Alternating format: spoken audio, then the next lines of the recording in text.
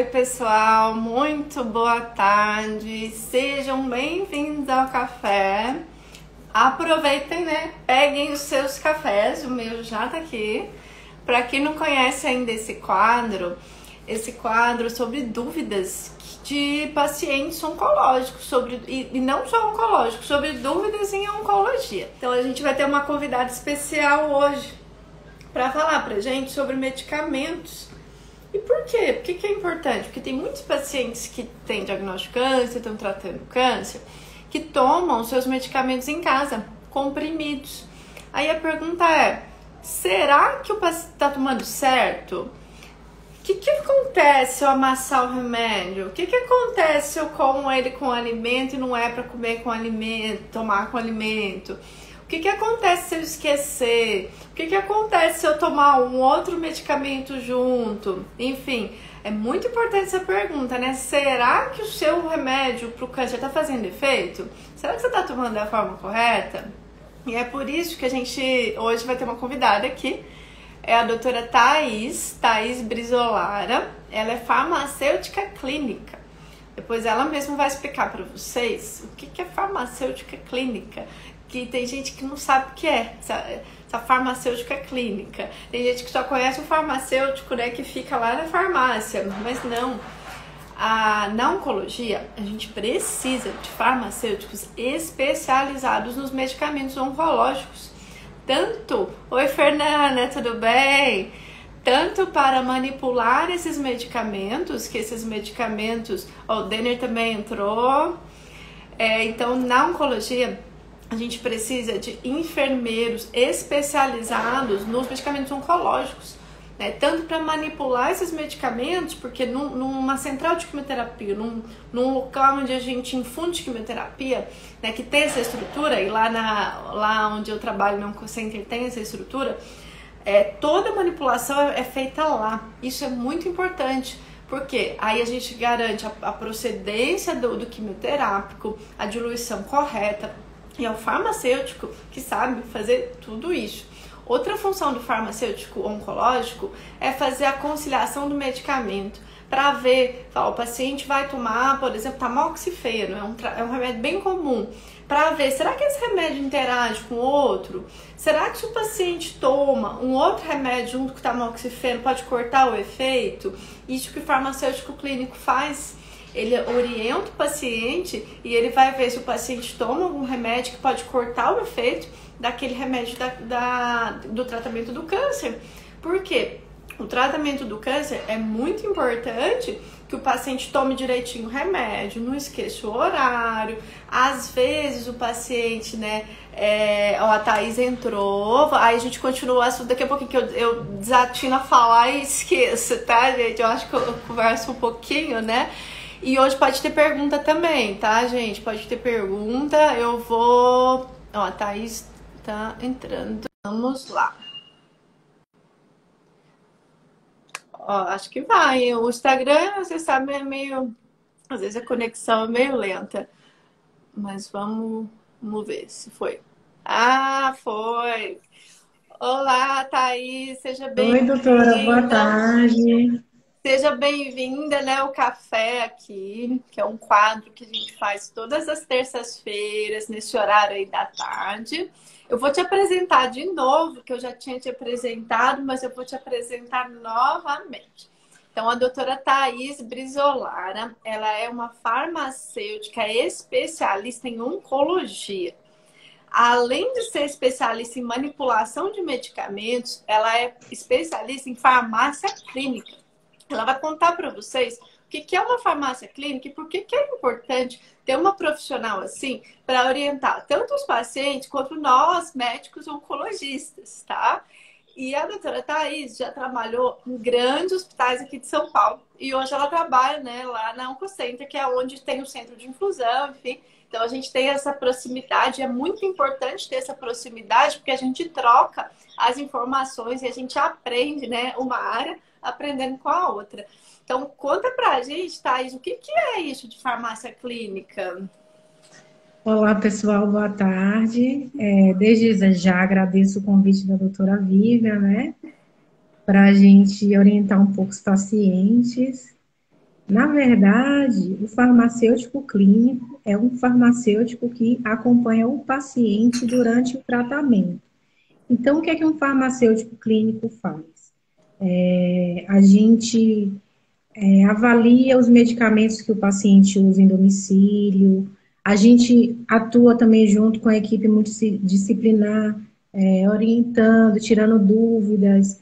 É uma troca de conhecimentos, tanto com os pacientes quanto com os outros profissionais.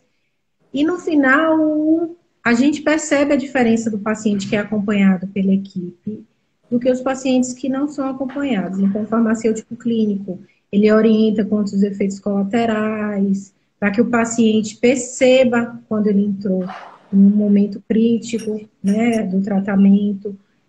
A gente realiza a reconciliação medicamentosa, a gente verifica se tem alguma interação medicamentosa de relevância clínica e que essa uma interação dessa possa prejudicá-lo, né? Prejudicar o tratamento dele. A gente também acompanha os exames laboratoriais, a gente orienta os médicos, o que ele pode fazer, o que ele não pode fazer. Às vezes também a gente orienta o familiar, né? Então, a gente faz esse acompanhamento do paciente. Orienta como ele toma o medicamento em casa, com água, com leite, que horário é o melhor horário para ele tomar, né? Então, tudo isso o farmacêutico clínico faz. E também ele avalia prescrições médicas antes das prescrições entrar para manipular. Então, o farmacêutico clínico avalia se a dosagem do medicamento está correta, de acordo com o peso, superfície corpórea, se o protocolo está correto nas dosagens prescritas com os protocolos internacionais, se as diluições estão corretas, porque existe uma concentração ideal para que aquele medicamento seja manipulado, tempo de infusão, ordem de infusão, porque a ordem de infusão também altera na eficácia do protocolo. Então, tudo Eu vou isso traduzir para o pessoal aqui um pouquinho, Thaís. Eu vou traduzir algumas coisinhas. Quando a gente fala de protocolo, a gente está falando dos tipos de quimioterapia que a gente faz, né? E a gente sabe que cada tipo de câncer tem um tipo de quimioterapia diferente. E aí a gente fala o nosso dicionário oncologês, que aqui a gente está falando um pouquinho de oncologês, e a gente tem vários protocolos. E a doutora Thaís que faz essa validação, porque a gente tem essa sequência de processos de segurança. E para que serve isso, gente? Para o paciente não tomar a dose errada, para o paciente tomar um medicamento que seja ativo, que haja no câncer de verdade. Então, é muito importante você saber onde que você está fazendo o seu tratamento, se a clínica tem esse processo de segurança, de onde que está vindo o remédio, se o remédio está diluído na dose certa, se está com a data da validade correta, porque senão não vai fazer efeito. Então, quando a doutora Thaís fala de protocolo, é exatamente essa conferência fina que ela faz. Isso é muito importante, né, Thaís? Sim, muito importante, porque, por exemplo, tem um protocolo que é para um câncer de colo, chamado FOLFOX. O que é isso? É o protocolo FOLFOX. Cada letrinha desse nome é um medicamento. F de fluoracil, O de oxaliplatina. Então, esse protocolo tem doses padrões, que é transformado através de um cálculo farmacêutico, que a gente faz, que é uma coisa mais complexa, né? O paciente realmente não consegue entender. E a gente consegue avaliar isso, se está dentro da dose estabelecida pelo protocolo daquele medicamento. Então, a gente faz toda essa avaliação antes de manipular um medicamento, né? Então, para o paciente ter uma segurança no que ele está recebendo. Então, é muito importante ter vários processos. Passar pelo farmacêutico, primeiro pelo médico, prescritor, depois pelo farmacêutico, pelo enfermeiro também, porque é uma terceira checagem. Falar nisso, a Fernanda está aqui e deu oi para você, hein? Que legal. Então, quando a equipe multi trabalha em conjunto, afinado, você vê que o paciente é o maior beneficiado pela segurança, né, dos processos. Então, onde nós trabalhamos, a gente tem uma acreditação nível máximo, no qual a Uhum. gente tem uns processos muito bem definidos. Então, a gente infunde o medicamento correto, na dose correta, na diluição correta. Então, o paciente pode ficar tranquilo que a nossa equipe é extremamente eficaz Não, a nessas equipe é questões. excelente, né? A equipe é excelente. E aí você tocou num ponto muito importante. É, o que o paciente às vezes pergunta, ué, mas como é que você sabe a dose da minha químio? Então é uma pergunta básica, mas pra gente, às vezes a pessoa não sabe. Então a gente vai calcular, na maioria das vezes, pelo peso e pela altura do paciente. Aí tem um cálculozinho, né, que a gente chama de superfície corpórea. É um cálculo que a gente usa. Então, assim, por que é o peso e a altura que vai determinar para a gente qual é a dose que a gente vai usar? Às vezes, a gente vai fazer reduções de dose, né? E por que só na hora que o paciente chega lá na central de quimioterapia é que a gente sabe que ele vai fazer ou não? Exatamente porque a gente tem que checar se o paciente está bem, se ele não está com nenhuma infecção, a gente tem que ver o exame de sangue dele, se ele não tá com neutropenia, né? Se o neutrófilo, se a célula de defesa tá boa. Então, a doutora Thaís, ela só vai começar a produzir a bolsa de quimioterapia na hora que o paciente chegou lá e ele foi visto pela enfermagem e a Fernanda falou, olha, tá bem. E aí ela mostrou o exame para mim, às vezes, ó, a doutora Vivian liberou o exame. Então, é um processo de segurança que a gente segue, né?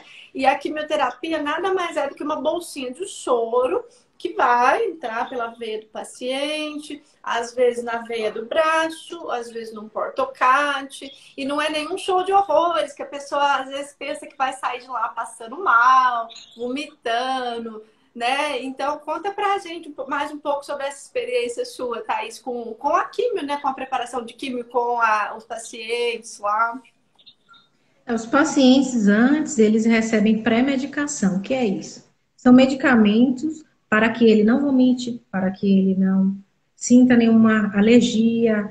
Então, ele é pré-medicado, de acordo com cada medicamento. Vamos supor, um medicamento paclitaxel, a gente sabe que ele pode causar reação alérgica. Então, o que que a gente faz de pré-medicação no serviço? A gente infunde um antialérgico. Então, o risco dele ter uma reação adversa já é diminuído. E é por isso que ele sai Depois, com sono, né, Thaís? É por isso que ele por sai isso com que ele está sono. com Conta pra ele soninho, por que dá um sono. Conta aí. porque ele dá uma baixada no sistema nervoso central e aí ele dá um soninho. Todos os antialérgicos, a maioria fazem isso, dão aquele soninho no paciente, mas ele tem que receber, porque se ele não Uhum, receber para esse medicamento específico, ele pode ter uma reação alérgica. uhum, Outros medicamentos podem dar outras reações. Um pode atacar o estômago, então ele recebe um medicamento para proteger o estômago. Então ele é preparado para receber a quimioterapia. Então uhum. depois que ele é preparado, que a enfermagem avalia se ele tem condições de clínicas de fazer, se ele não tem nenhuma queixa importante, é que ela libera o paciente para a gente manipular o medicamento oncológico, né? Então, assim, os pacientes têm muita curiosidade, tá? Isso como que você prepara o medicamento oncológico, Isso né? tem mesmo. Muita curiosidade. Como que é isso, né? Como é que Tem. funciona? O que que a gente faz? A gente tem um medicamento que tem uma forma farmacêutica na ampola. Vamos supor, a concentração desse medicamento na ampola é 1 miligrama por ml. Então, em 1 ml, eu tenho 1 miligrama daquele medicamento. Se o médico prescrever 6 miligramas, eu vou aspirar desse frasco 6 ml do medicamento e vou colocar na bolsinha de soro aqueles Uhum, 6 ml do medicamento, uhum. certo? Então, basicamente é isso. Os medicamentos ou vêm diluído, que a grande maioria vem diluído, ou vem em forma de pó, poliofilizado. O que é isso? É um pó extremamente puro. Então, a gente utiliza um diluente conforme a bula. Preconiza, por exemplo, um ciclofosfamida, que é um genuxal. A gente dilui com o quê? Com soro fisiológico ou pode diluir também com água estéril, né? Então, a gente vem um pozinho, a gente injeta ali a quantidade do diluente para aquele frasco preconizado em bula, certo? Tem medicamentos que devem ser agitados com bastante força, tem outros que não podem ser agitados de forma alguma, porque quebra as moléculas. E aí a gente aspira a dose do paciente e coloca nessas bolsinhas. Essas bolsinhas também são muito importantes, essas bolsinhas de soro. Por quê? Porque tem bolsinhas que têm um PVC e outras que não têm. Então, tem medicamento, vamos supor, o paclitaxel, que ele tem interação com a bolsinha de PVC. Então, a gente tem que usar uma bolsinha de PVC free, livre de PVC, porque senão ele fica lá preso na bolsinha. Então, a gente tem todo esse cuidado para que o paciente receba o medicamento, né, com a maior qualidade possível. Outra coisa que os pacientes também ficam curiosos, né, sobre a cabine de preparo. O que é isso? Como é que É chama essa cabine, Thaís? Conta pra gente, como é que é o nome dela? Que muita gente fala. cabine de segurança biológica, né? Essa cabine é uma cabine que evita uma contaminação microbiológica da bolsa e também protege quem está manipulando de uma exposição ocupacional. Então, essa cabine tem uma filtração dentro dela, um filtro chamado filtro EPA, né, que filtra todas as partículas lá dentro, faz uma movimentação de ar, de filtração, e a gente manipula a bolsa de quimioterapia dentro dessa cabine. Não posso manipular a quimioterapia em qualquer lugar. Tem que ser dentro dessa cabine, né? Então, ali é praticamente o ambiente mais estéril possível, sem bichinhos, né? Como a gente fala. Então, porque se entrar um bichinho no paciente, ele pode fazer uma reação também. Sim. Então, né, a gente manipula a quimioterapia dentro dessa cabine. Né? Então, é muito importante a bolsinha que eu vou usar, o equipo que eu vou usar, porque o mesmo medicamento que fica na bolsinha, que tem interação com a bolsinha de PVC, também tem um equipo de PVC. Então, tem que ser um equipo de PVC free, livre de PVC também. Então, a gente tem todo esse cuidado na preparação. Né? É um tratamento bem delicado que os pacientes têm que estar atentos aonde ele vai fazer, porque tem que ter uma equipe muito especializada.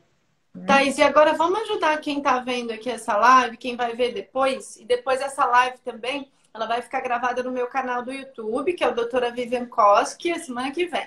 Mas para ajudar o pessoal, o que o paciente, Thaís, precisa perguntar no local que ele vai fazer quimioterapia para ele saber que ele está num bom local, num local seguro? O que ele precisa verificar se tem no local? Antes de começar a quimio e na hora que ele estiver fazendo. O que é importante o paciente ficar atento? O paciente tem que ficar atento na questão da cabine, se existe a cabine. Se existe farmacêutico, né, dentro da área. Se for, no caso das bolsas que são manipuladas nos locais, porque tem outros locais que as bolsas vêm de outros lugares. Se essa bolsa for manipulada dentro de uma cabine, né? Se o serviço existe uma conferência de farmacêutico, de médico, de enfermeiro, da prescrição médica, se essa prescrição é avaliada pela equipe multidisciplinar, né? Se existe selos de qualidade, porque os selos de qualidade são muito importantes, porque a gente passa por selos de qualidade de... é como se fosse um diploma, né? Que o serviço ganha quando ele tem esse processo de segurança. Então, eu acho que de uma forma mais objetiva, a forma do selo de segurança poderia ser uma forma mais fácil da pessoa saber se aquela clínica é boa ou não. Não sei se seria uma ideia. Sim, a gente tem vários selos de segurança. Tem um que é um famoso, que é a UNA, que é muito utilizado nas clínicas, nos hospitais.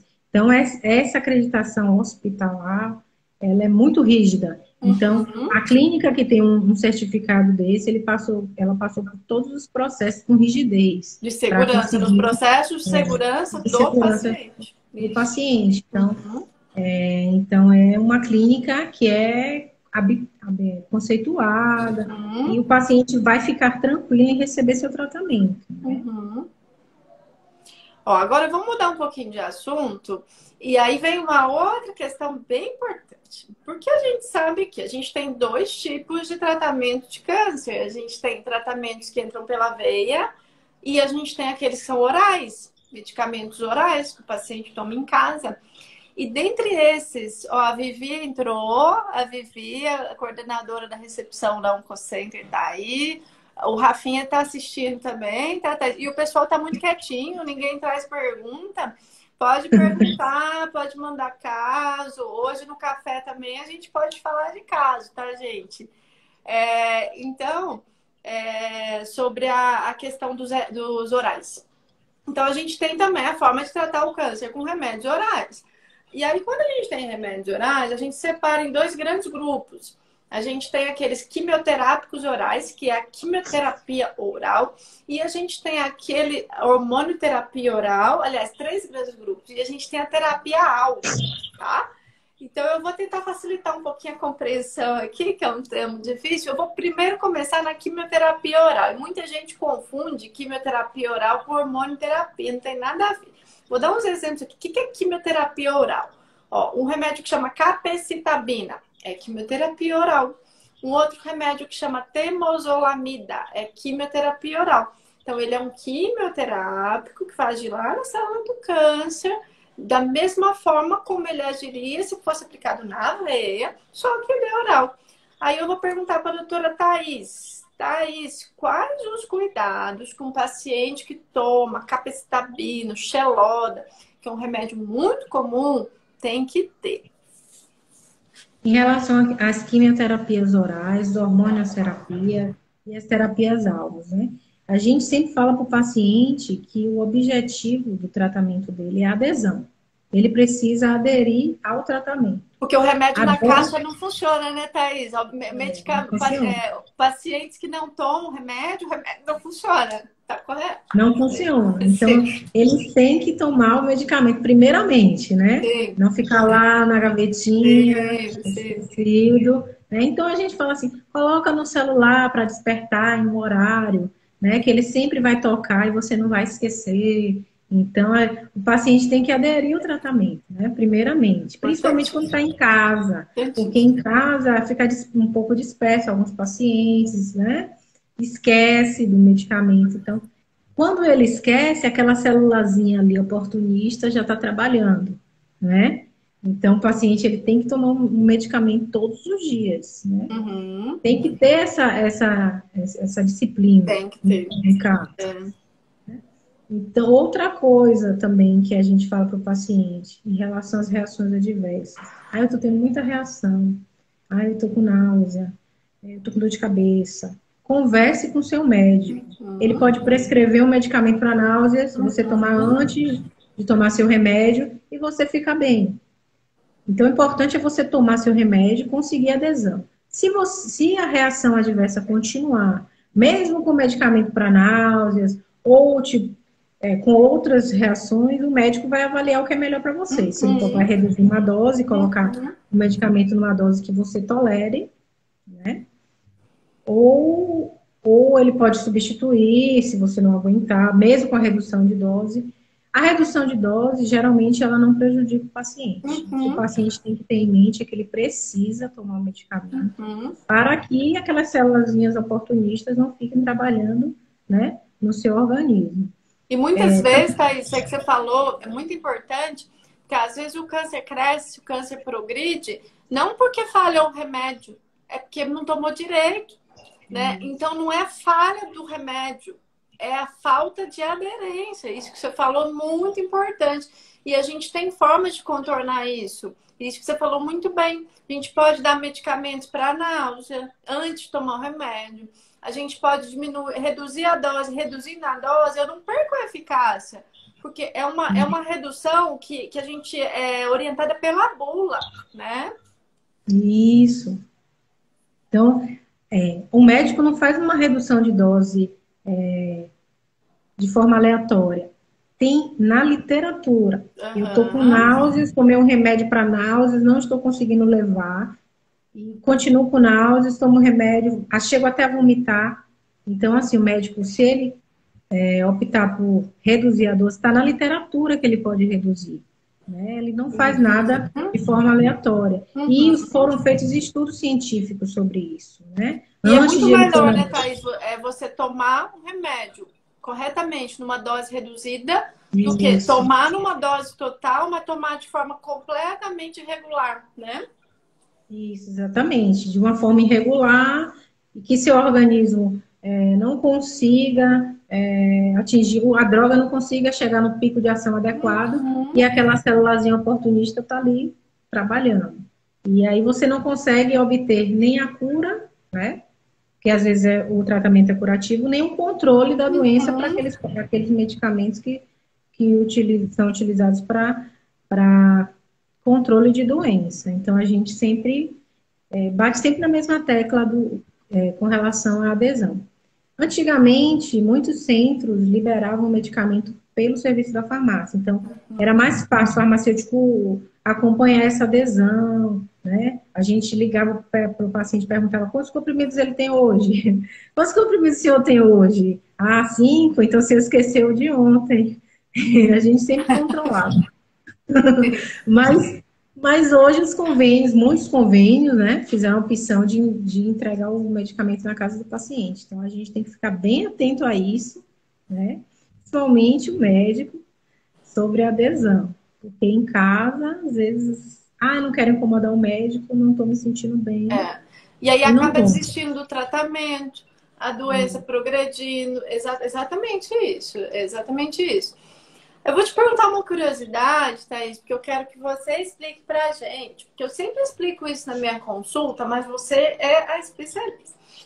Quando a gente fala tratamento sistêmico, ele vai na corrente sanguínea. Aí os pacientes falam, mas doutora, tô tomando a quimio oral. Como é que ela vai? Eu vou tomar, ela vai chegar no estômago. Como é que ela vai sistêmico combater o tumor? Como é que funciona isso? Explica pra gente um pouquinho como é que é a absorção do comprimido, como que ela chega nessas células tumorais aí do corpo todo, que as pessoas têm muita curiosidade disso. Então, o medicamento oral e o endovenoso chega na corrente sanguínea. Então, são medicamentos que vão agir em todas as células do organismo. A diferença é a via de administração. O medicamento oral, ele vai entrar pela boca, vai entrar no estômago e vai começar a ser absorvido, muitos são no intestino. Então, quando ele chega no intestino, ele começa a absorção no organismo. E aí o intestino tem esse papel de levar o medicamento para todas as células do organismo. Então, é a mesma coisa, só a via de administração é diferente. O medicamento endovenoso, ele tem um pico de ação mais rápido. Então, quando você faz um medicamento EV, ele tem um pico de ação mais rápido, mas o oral demora um pouco mais, geralmente é 40 minutos para ser absorvido, né? Mas ele também tem um efeito sistêmico. Então, é só a via de administração que é diferente. Então, e é muito importante a gente falar isso, porque o paciente às vezes pensa, mas eu tô fazendo químio, não, é só um remedinho, uma balinha, tô tomando em casa. Não, gente, é químio, é sério, e tem que ter o controle, porque é quimioterapia. A diferença é que você toma na sua casa. E uma das particularidades do Xeloda, que é a capecitabina, né, umas coisas que a gente tem que ficar mais atentos é o que a gente chama de síndrome mão-pé. Às vezes a mão, o pé começa a descamar um pouquinho. Então, a doutora Thaís, ela vai fazer essa avaliação né, do paciente, juntamente com a gente, médico, e orientar a hidratação das mãos, dos pés. Outra coisa que a gente tem que ficar bem de olho, né, nesse remédio é a diarreia. Se o paciente começar a apresentar diarreia. Então, é exatamente essas orientações que a doutora Thaís vai dar, que o médico vai dar, e que a gente, como equipe, vai dar para o paciente, né, para ele saber o que fazer se acontecer isso. Né? E saber que tem jeito, se acontecer isso, a gente tem artifícios, a gente tem hidratantes. E se de tudo não funcionar, a gente tem como diminuir a dose e continuar com a medicação. Exatamente, né? Então, o Xeloda é um quimioterápico oral. Na verdade, eu já tive pacientes também de escurecer um pouco a pele. Thaís, é normal, minha pele tá ficando escura. Verdade. É normal, é normal. Não precisa se preocupar com isso. É por isso que a gente fala do sol, né, Thaís? A gente pede para eles não tomarem sol e passar o protetor. O sol, passar o protetor solar. Depois que tomar banho, se hidratar, passar um hidratante no corpo, nos pés, nas mãos, que pode ficar vermelho, despelar um pouco. Sempre usar um creme mais específico, né? Melhor para hidratar essas partes do corpo. E se isso não melhorar, começar a ter uma reação mais intensa, o médico pode reduzir a dose sem nenhum problema. Uhum. Isso é uma prática comum desse Comum. medicamento. Ó, agora a gente vai mudar de remédio, Thaís. Ó, a gente falou da quimioterapia oral, agora vamos falar um pouquinho de hormonioterapia. Hormonioterapia são aqueles medicamentos que vão bloquear os hormônios femininos, os hormônios masculinos. A gente tem bloqueadores hormonais femininos, masculinos. Vamos falar aqui dos femininos. E aí a gente vai falar aí de 3 remédios bem conhecidos: tamoxifeno, anastrozol, letrozol, tá? Eu acho que você deve conhecer bem esses remédios. Então, esses são o que a gente chama de hormonioterapia. Então, quando falou de hormonioterapia, a maioria das vezes a gente vai usar esses 3 medicamentos. Tem outros, tá, gente? Tem outros. Se você tiver dúvida, pergunta aqui. Mas primeiro vamos falar do tamoxifeno. O tamoxifeno, a gente usa ele muito em câncer de mama, né? Na adjuvância, na prevenção. O paciente fez a cirurgia e aí a gente vai usar ele na prevenção, para o câncer não voltar. A gente usa ele mais aquelas mulheres que estão na pré-menopausa, ou seja, as mulheres que ainda menstruam. Só que o tamoxifeno, a gente tem que ter cuidados com ele, porque senão ele pode perder o efeito. Conta pra gente sobre isso, Thaís. Eu vou explicar um pouco sobre as interações medicamentosas, como é que o farmacêutico faz essa avaliação, né? Então, a gente faz uma entrevista com o paciente, aborda comorbidades, alergias medicamentosas, alergias alimentares, faz toda aquela coleta de dados dos medicamentos que ele toma em casa, se ele toma algum remédio em casa, se ele não está tomando, quais são os medicamentos que ele usa em casa, qual é a dosagem, qual o horário que ele está tomando. Já peguei paciente tomando simvastatina durante o dia. Sendo que a simvastatina... Simvastatina é à noite, né, Thaís? Não funciona. Não funciona. Então, eu já peguei em uma entrevista farmacêutica que iniciar um medicamento oncológico, o paciente usando simvastatina durante o dia. Então, a gente faz toda essa avaliação.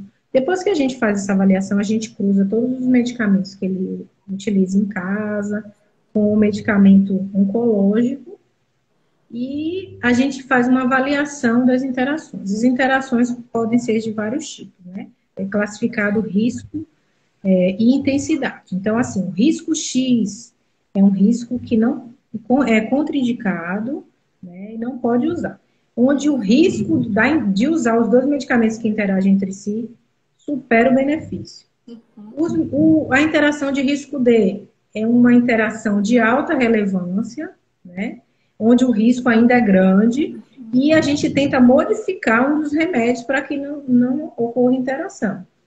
O risco C é um risco moderado. E o risco B, praticamente, é um risco que a gente não precisa se preocupar.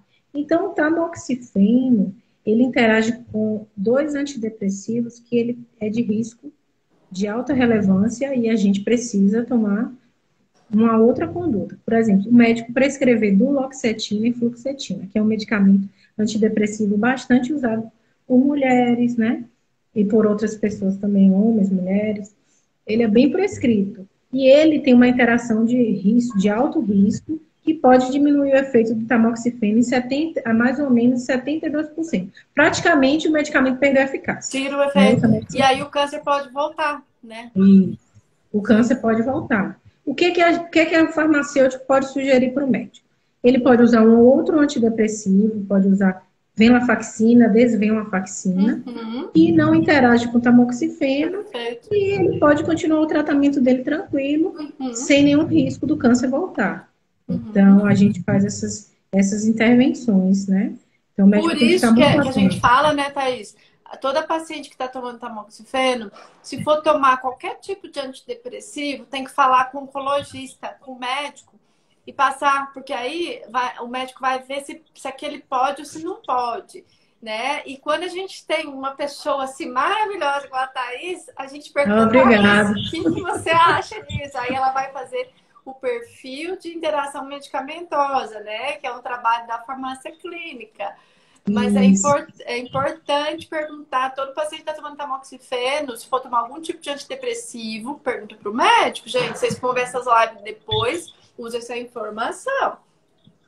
exatamente. Então, a gente tem que ter muito cuidado. Ah, eu fui no otorrino, ele me prescreveu anti-inflamatório. Eu posso tomar como medicamento oncológico? Procure seu médico e o farmacêutico para que ele possa te orientar se você pode tomar ou não. Porque você pode tomar um remédio que pode te prejudicar, pode prejudicar seu tratamento e você, aquela doença ali que está controlada, uma doença que foi curada, né? Pode voltar. Então, o paciente tem que ficar bem atento a essas questões de interações medicamentosas. Eu tive um caso recente, né, de um paciente que recebeu um medicamento em casa, um medicamento chamado erlotinib para tratar câncer de pulmão. E o médico entrou em contato comigo, Thaís, por favor, orienta ele, fazer a entrevista, ver tudo direitinho para que ele possa começar a utilizar com segurança. Então, eu fiz a entrevista, o paciente estava com bastante dor estomacal, uma dor abdominal também muito intensa, e ele estava usando pantoprazol, uma dose alta, 2 vezes ao dia, e ele estava usando também um anticonvulsivante chamado Idantal, fenitoína principativo. Então, assim, o que acontece com esses dois medicamentos, né, com o erlotinib? Existiu interações medicamentosas de alta relevância. No caso do pantoprazol com erlotinib, ele diminuiu o efeito do erlotinib praticamente 50%, né? Então ele iria tomar um medicamento com metade da eficácia, para começo de disposto, né? Exatamente. E o Idantal também poderia diminuir o efeito do erlotinib, e o erlotinib também diminuiu o efeito do Idantal. Então, assim, ele poderia ter um risco maior de convulsionar e diminuir o efeito do medicamento erlotinib. Então, o que o farmacêutico sugeriu para o médico, né? O médico primeiro ele quis internar para investigar essa dor estomacal, o que é que tinha ali dentro, se tinha alguma coisa. E ele quis primeiro investigar essa dor. E o farmacêutico informou, caso ele necessitasse continuar com o pantoprazol, que ele esperasse 10 horas para administrar o erlotinib. Perfeito. Entendi. E o Idantal, a gente sugeriu a troca por um anticonvulsivante chamado Keppra, Entendi. que é bastante utilizado hoje em dia, mas que a troca fosse acompanhada pelo neurologista, que também não tinha interação medicamentosa com erlotinib. Então, ele seguiu o que o farmacêutico orientou. E o paciente foi beneficiado, né? Enfim, com essa troca de conhecimento.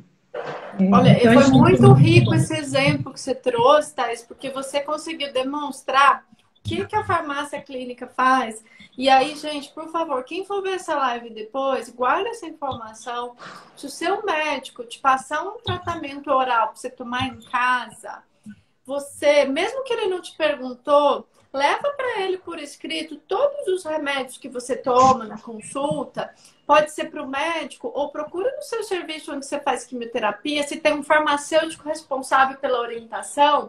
E aí fala, olha, doutor, eu queria que você checasse todos os remédios que eu tomo para eu saber se tem algum que interage com o outro. Então, gente, mesmo sejam proativos, tá, pacientes? Se empoderem do tratamento. Mesmo se vocês não forem perguntados sobre isso, porque não é todo mundo ter a sorte de estar no local que a gente está, né, Thaís?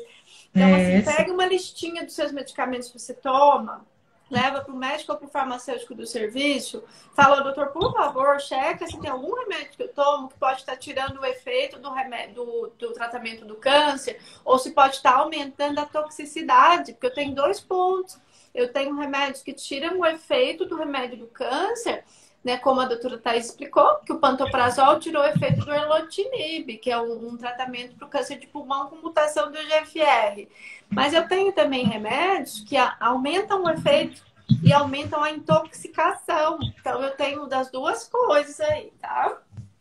Então, a gente também tem alguns remédios que, ao invés de tirar o efeito, pode aumentar a concentração daquele medicamento no organismo ele não consegue ser eliminado do organismo de forma correta, Uhum. e aí aumenta as reações adversas. Tem Uhum. dois fitoterápicos que a gente tem que tomar cuidado, chamado hipérico, florato e equinácea. O Uhum. equinácea é um medicamento fitoterápico muito usado para aumentar a imunidade, então deve estar bem na moda agora, com o Covid, Uhum. né? Deve estar bem na moda É, esse medicamento para aumentar a imunidade. E o hipérico, que é a erva de São João, que é utilizado como um antidepressivo natural.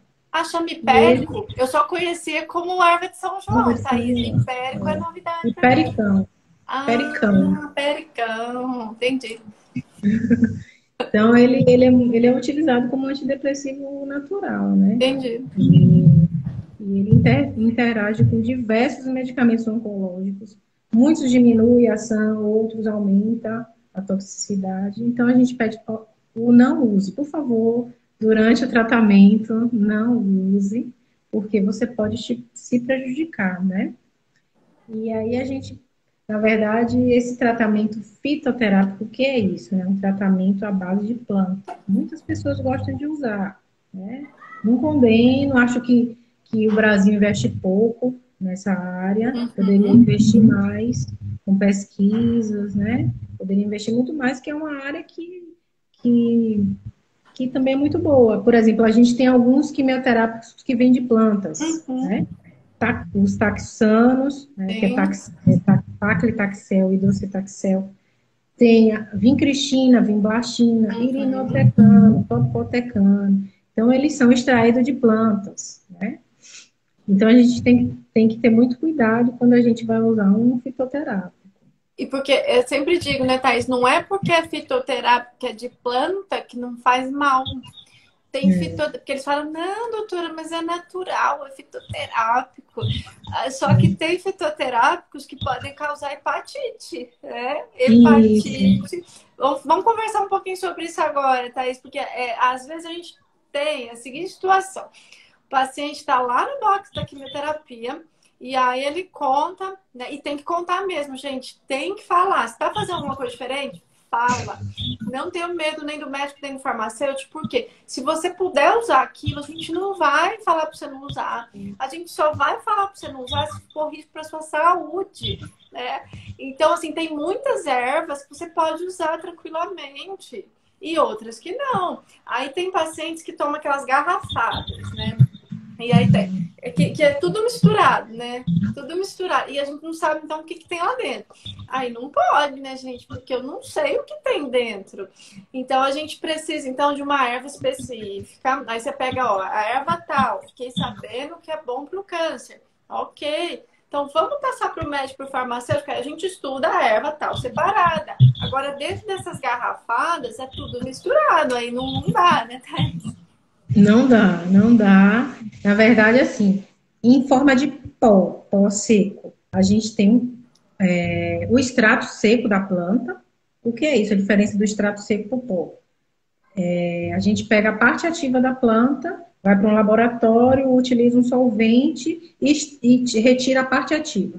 Então, é chamado extrato seco, né? Uhum. É um processo industrializado, um processo mais puro, né? Então, geralmente, quem faz esses processos é a indústria farmacêutica, que produz alguns fitoterápicos, e as farmácias de manipulações também faz, né? Uhum.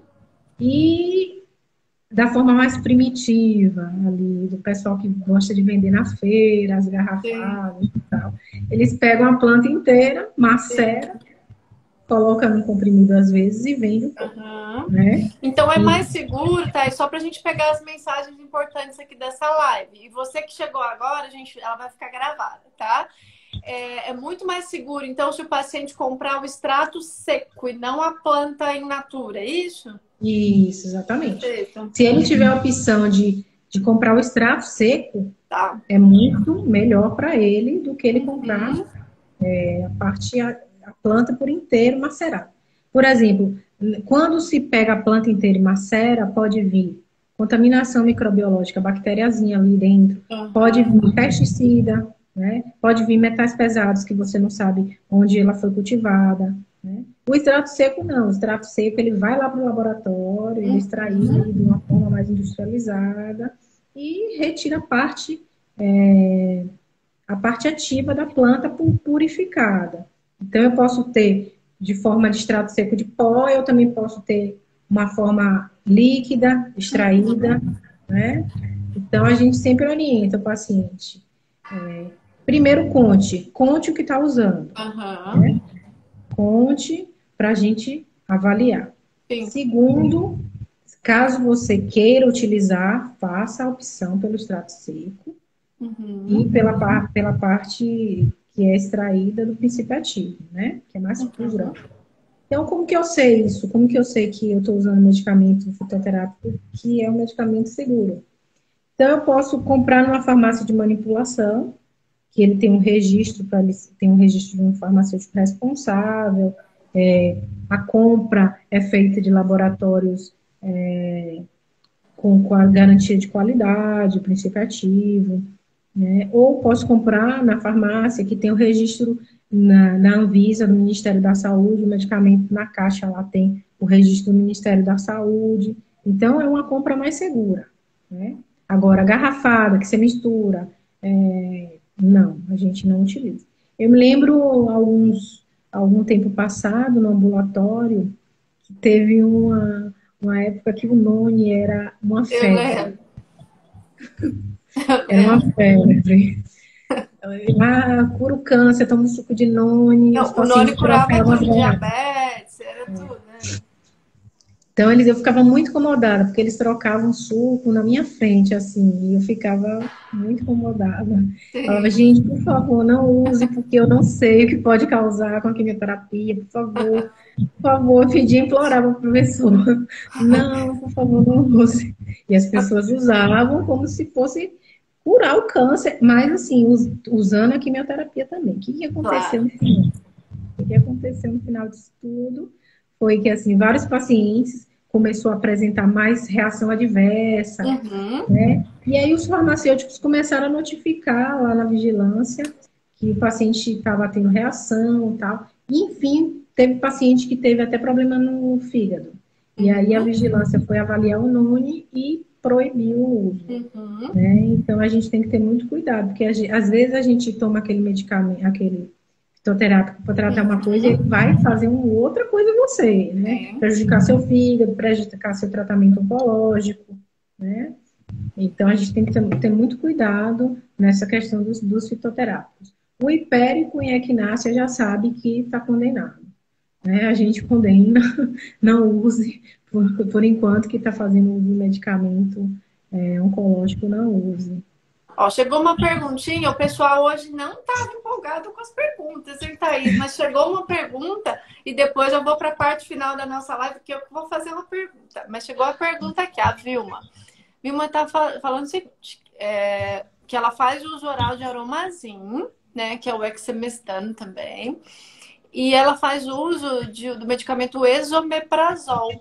Aí ela está querendo saber se tem interferência. Primeiro, Vilma, o Aromazin não é químio, é hormonioterapia, não é químio, tá? É um bloqueador hormonal. Conta pra gente se tem a interferência do Aromazin pro Esomeprazol. Explica pra gente o que é Esomeprazol, Thaís. Também. Esomeprazol é um medicamento para proteger o estômago. Ele é inibidor da bomba de prótons do estômago. Falei agora a parte farmacológica. Né? O farmacologista. Farmacologia. Então, ele é usado para proteger o estômago, né? E ele não tem interação com o Aromazin. Pode tomar tranquilamente, fica sossegado, não tem interação, pode tomar tranquilamente. Agora vem a pergunta final, a pergunta que não quer calar e a pergunta que eu recebo muito. Doutora, qual a diferença entre medicamento genérico e medicamento referência? Será que é seguro eu tomar um tamoxifeno genérico ou um anastrozol genérico? Ou eu tenho que tomar o Arimidex ou o Novaldex D? Vamos lá. Qual a diferença entre genérico, referência e similar e a segurança entre eles? Então, o medicamento genérico, Vamos para o medicamento referência primeiro.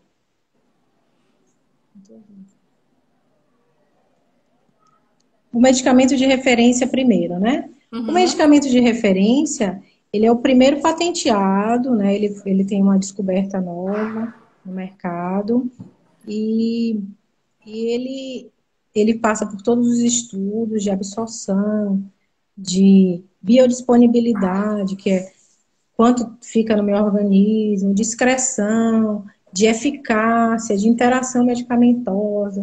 Então, ele passa por todo esse processo e ele é patenteado como medicamento de referência, né? E o medicamento genérico, para ele ter aquele G de genérico na caixa, ele precisa atingir os mesmos níveis que o medicamento de referência. Por exemplo, o medicamento de referência tem 90% de absorção. Para ele ter o G de genérico, ele tem que reproduzir os mesmos testes nas mesmas quantidades. Então, assim, ele tem que ter a mesma absorção que o medicamento de referência, a mesma biodisponibilidade que o medicamento de referência, a mesma excreção e a mesma efetividade para ele conseguir aquele G de genérico. Inclusive, ele tem que entregar para a Anvisa esses testes, né, com essa equivalência farmacêutica. Tem que ser igual, para ele ter o G de genérico. Perfeito. E como é que é o controle de lote, Thaís, da Anvisa? Que eu sempre fiquei curiosa, porque se é diferente o controle de qualidade do lote, quando é remédio referência, quando é genérico, para a gente saber da segurança mesmo. E qual que é a diferença, né, da pessoa tomar um genérico de tomar um referência? Esse controle de lote eu tenho curiosidade. E se a pessoa pode confiar, né, de tomar um genérico tranquilo. Pode confiar em tomar o genérico tranquilamente. Tem genéricos que são muito bons, laboratórios muito bons, que eles têm um controle de qualidade rigoroso, né? Então, eles mantêm aquele padrão. É diferente dos similares. Uhum. Os similares são diferentes. Os similares, eles não precisam necessariamente ter o mesma linha do genérico. Então, vamos supor, a absorção do similar pode ser 80% e do genérico Entendi. 99%. Uhum. O similar pode ter uma biodisponibilidade menor. E aí ele ganha um outro nome, ele não tem o nome do princípio ativo, ele não tem um G de genérico na caixa, ele tem um Entendi. outro nome e ele é um medicamento similar. Não quer dizer que ele seja um medicamento ruim, não quer dizer Uhum. isso. Mas o genérico reproduz o medicamento é de referência, né, melhor.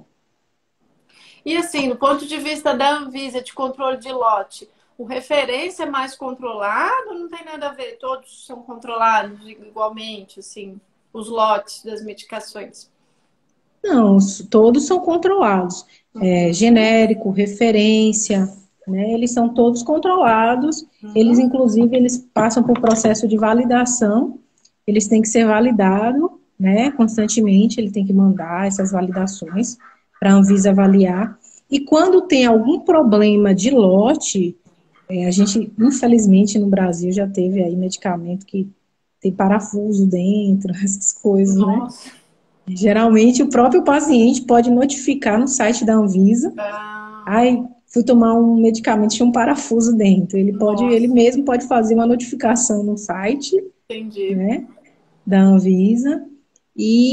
Ou então ele pode comunicar para o farmacêutico pode notificar no site da Anvisa também, né? Uhum. São chamadas as notificações de reações adversas, chamada farmacovigilância. É a Uhum. vigilância do fármaco. Então, Uhum. assim, quando ele sai para a grande população o medicamento, daquela fase daqueles estudos controlados, aí que a gente vê realmente o que pode causar, porque quando sai dessa população que é conhecida do estudo, vai para Uhum. a grande população, tem paciente que tem problema de rim, né? Entre outras comorbidades, e aí a gente vê realmente o que ele pode causar. Então, o farmacêutico também faz isso.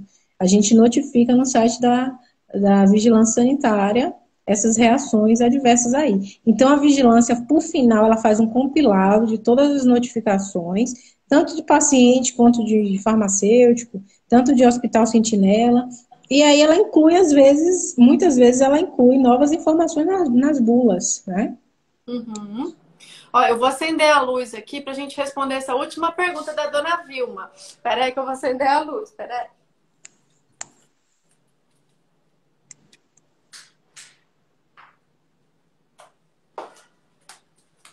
Pergunta interessante. Vamos lá. Qual a diferença? A dona Vilma está perguntando. Dona Vilma era minha paciente. Ela está perguntando qual a diferença do aromazin e do tamoxifeno.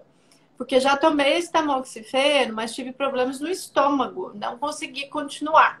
Minha médica, que era a doutora Vivian, voltou para o aromazin. Vamos responder essa pergunta, Thaís. Pode responder, doutora, então, porque como ela é sua paciente, Mas, ó, vou tirar as dúvidas com você, Thaís. Vamos lá. Ó, primeiro, tamoxifeno.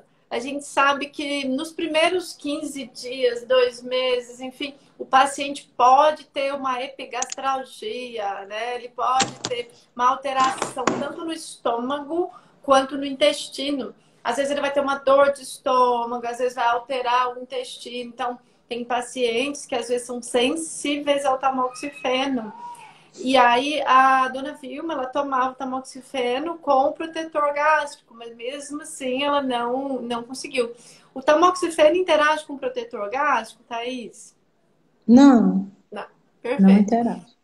Aí então o que que eu fiz? A dona Vilma, ela já estava na pós-menopausa, então eu poderia usar qualquer um dos medicamentos que eu tinha disponíveis. Então eu tinha para ela, poderia usar o anastrozol, poderia usar o letrozol, poderia usar o aromazin. Por que que eu escolhi o aromazin para ela? Porque o aromazin, dentre esses bloqueadores hormonais, ele é o que causa um pouquinho menos de artralgia, de dor articular. Ele causa um pouquinho menos que os outros. E a dona Vilma já tinha uma história de dor nas articulações. Aí foi por isso, dona Vilma, que eu fiz essa troca, porque o aromazin tem, ele dá menos esse problema no estômago e dá um pouquinho menos de dor nas articulações. Foi por isso que eu fiz essa troca. Acho que é isso. Ó, agora vamos para a parte final da live. Né? Eu quero agradecer muito a Thaís ter estado aqui conosco. Quem não viu essa live vai ficar gravada aqui no meu IGTV. E a semana que vem ela vai lá pro canal do YouTube, que é a doutora Vivian Koski Oncologia. Quem não se inscreveu ainda já se inscreve lá. Aí eu queria que a doutora Thaís deixasse as mensagens finais, né? Qual é a importância do um farmacêutico clínico, as mensagens finais para o paciente que toma os medicamentos orais. Doutora, muito obrigada pelo convite, eu que agradeço. Foi uma honra, né, participar de uma live com você, assim, a troca de experiência é muito rica, né? Na verdade, assim, o que que a gente orienta os pacientes, né? O farmacêutico clínico, ele saiu da farmácia e foi para perto dos pacientes, né? Então, ele faz toda a orientação de como deve tomar o medicamento de forma correta, as interações, como eu já expliquei, né? É muito importante que o paciente conte tudo ao farmacêutico e ao médico. O que é que ele usa em casa, qual a plantinha que ele gosta de tomar, né?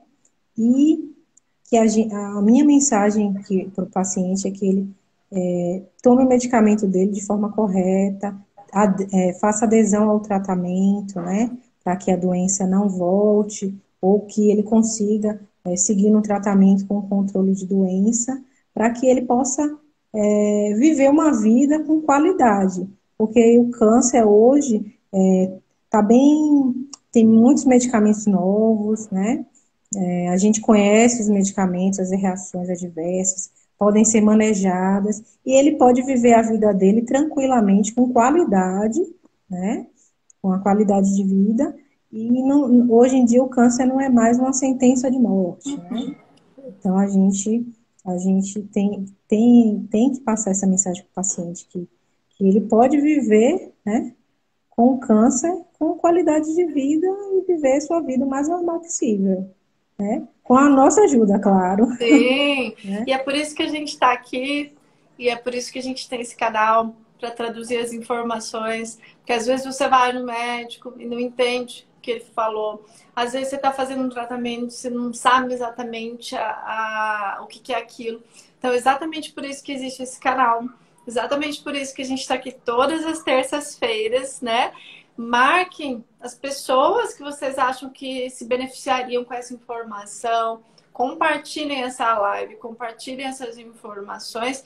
Gratidão a todos que estiveram aqui, todos que ainda vão ver essa live no decorrer da semana, próxima semana. Então, obrigada, Thaís, mais uma vez. E, gente, até a próxima terça, tá bom? Tchau, Tchau, gente. tchau, doutora. Até a próxima.